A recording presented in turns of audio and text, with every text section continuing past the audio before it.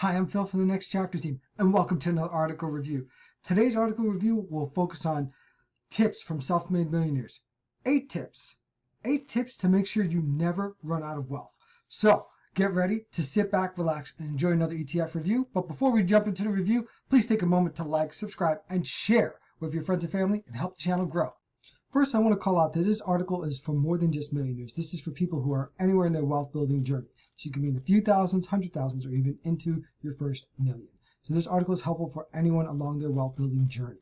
Further, this article is based on a survey and conversations with millionaires, and millionaires focused on the principles that they use to safeguard their initial investment and focus on continual growth of their investments over time. So the first one up is never spend your initial investment. Do everything you can to not spend your initial investment, because you leave it in there and you focus on continual growth over time. Next up, the importance of diversification in your portfolio, whether that's diversification through different groups of stocks or diversification of stocks, bonds, real estate, and even alternative assets. So it's a good idea to have diversification. Why? Because it protects you against market volatility. Usually you don't see for a long period of time the entire market coming down. Now again, usually there are occasions that does happen, but normally it's like sectors. A lot of times large cap will get hit, but small and mid cap may have less of a hit. So if you diversify between various sectors, this helps protect you and builds diversification and protects you from big hits and market volatility. Next up, it's important to risk adjust your portfolio as you age. So when you're earlier in your 20s, 30s, and 40s, it is very normal to have a high risk appetite. And what that can mean is you can be completely all in stocks, right? But as you get older or factors change, and when you need the money, you should change up how that is invested. A good rule of thumb is, first off, if you don't need the money for 5 years or more, go high risk, right? It's okay. High risk that you're comfortable with. This is not direct investing advice, right? But if you need less than that time, you want to start wrenching down that risk factor. You don't want that principle to go away because you need to use it. That's why a lot of times when we say when you're building wealth or you're saving for a home, if you're saving for a home and you need that money in less than 5 years, put it in a money market or even CDs, right? That's safe. They don't go down in value. Or money market, even high yield savings, they don't go down in value. You don't want to put it in an index fund. What if that sector takes a hit? Then your principal's gone or reduced, right? Not gone. Going to zero, not very likely going to happen, right? So again, as your age changes, your risk appetite should change as well. Also, when you need the money, you should wrench down your risk so you can be sure that the principal's there or the money's there so you can utilize it the way you need. Number 4, when it's appropriate, when you get there, as you're really starting getting busy and you're really starting to build wealth, consult with professionals. Professionals like wealth managers can really help you build financial models to help protect and optimize your overall portfolio.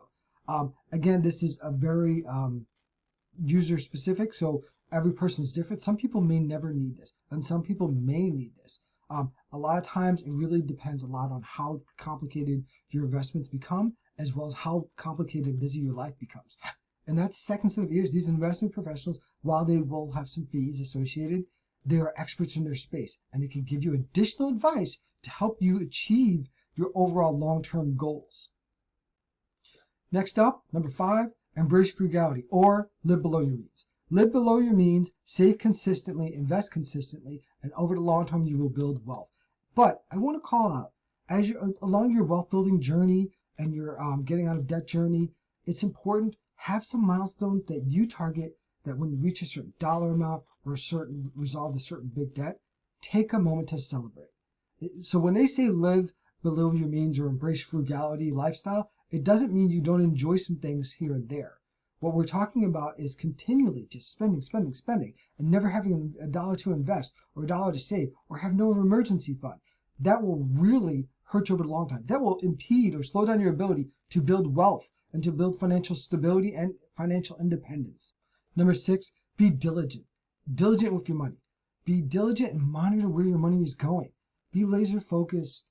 More than that, have a spending plan or have a budget. Know where your dollars are going. Make sure it makes sense over the short term and the long term. There are going to be seasons in life where you have a lot of home maintenance. And then when the home maintenance goes away, refocus those dollars to other things that are important to you. that'll help you build wealth or pay down debts. It's very complicated. Life is full of ups and downs, so you've got to be diligent along the way. Being diligent with your money, monitoring every cent, will help you have control.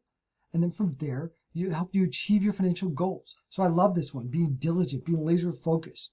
Number 7, persist in financial diligence. And what they're getting at here is focus on having ongoing income to sustain your growth over time, even if it's limited, right? So even if you have limited income and there's no bonus potential because of some changing factors, sustain that income and then have an emergency fund just in case something goes bump. And then you don't have to tap into your nest egg, your investments that you want to grow further and further in time until you get to a point where you cannot work, or you get to a point where you're going to take on part-time work to just keep yourself busy and do things of passion, aka possibly your retirement time, right? Whenever that may be. So really the importance of sustaining income throughout the highs and lows, even with limited resources. It's a very interesting one. I like it. Good plug. 8th and final one, continuous reinvestments. So continually reinvest your earnings in your investments. And then for your small business owners, continually reinvest your profits. You're going to have profits in the business. Of course, you should take some payroll at some point, and then you must cover your pertinent expenses. But it's important to reinvest into your business. Reinvest into your, and if your business is real estate, reinvest into your real estate. Maintain those properties that'll help it have sustained growth over time because the property is in good shape. And then from there, also reinvest in ways that safeguards your overall investments. And finally, this will lead to you to have a point where you're protecting that personal wealth. And if you maintain it well enough, and you so wish to do this, you could develop generational wealth. That is to say, you could have wealth that you leave behind when you pass on, and then you could either give that wealth to your children or a foundation or even a relative that you feel deserves whatever wealth you've built up over time. And again, so continuous reinvestment, whether it be reinvestment into your investments or reinvestment into your small business. All of these are very helpful to have that continuous reinvestment and continuous growth because it's compound growth. Compound growth, building on growth and growth and built up and up and up. Just reinvestment will really help you over the long term. Now, quick recap from Self-Made Millionaires. 8 tips from Self-Made Millionaires to make sure you never run out of wealth. 1, never spend your initial investment. 2, diversify your investment. Don't have a portfolio too heavy in one sector. Diversify. Have 2-3 different groups. That way, if one sector goes down, the whole thing doesn't go down.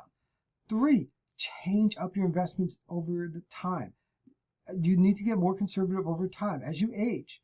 Again, the way a 20 and 30, 40-year-old invests should be different from a 60, 70-year-old.